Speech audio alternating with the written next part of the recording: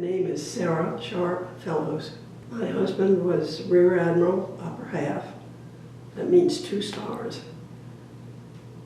Frederick Gale Fellows, Jr., United States Navy. Checked in as the executive officer of VF 102, Fighter Squadron 102. Intending to fleet up to CO. They got everybody all ready and off they went to Vietnam again. This was Ted's second combat tour. The commanding officer, Gene Wilbur, was shot down 2 weeks into the tour. There was Ted. The Bureau of Naval Personnel made the decision after some toing and froing to call John Florence, a classmate of Ted's, class of '53, to be his executive officer. And they talked with John, the Bureau did, talked with John about whether he would be comfortable serving as his classmate's executive officer if they made Ted, if they just promoted Ted right then. John said it was fine with him. So John flew over and joined them, and Ted and John took the squadron through an entire combat cruise.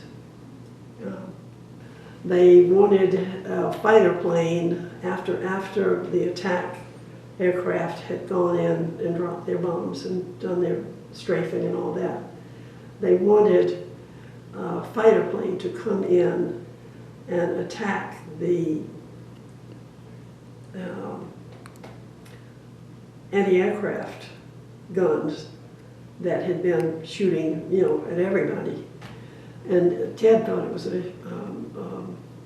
homicide mission. He said, this is suicide. This is ridiculous. This is not a good idea. But VF 102 was tasked to do it, and he said, well, I'm going to take the mission, and he did. And that meant Jack Childs had to go with him. Jack was his RIO. And Jack was really unhappy about that because this was his last tour with the squadron. He had his orders. He was going to leave the ship and go back to a new location at the end of that flight period. And this was the end of that particular flight period. Jack did not want to go.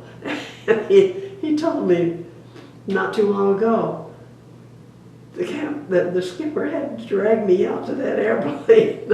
I wanted to go home. But they got through it all right, and then I guess Ted had already thought out what he was going to do, because Jack said he immediately started jinking and changing any position of the airplane according to what the anti-aircraft gunners had set up. And they made it back to the ship. They actually landed on the carrier. The North Vietnamese shot a hole in his aircraft wing, and the wing did not fall off. They told him later that if it had been a bit further toward the body of the plane, I think the wing would have fallen off, and that would have been a really unhappy situation, because then we would have had 2 POW fellows in Hanoi. Not good. He didn't like that, and he didn't like the mission, because I'm not sure who dreamed it up, but I think probably it had to go through his CAG, Wayne Smith, L. Wayne Smith. But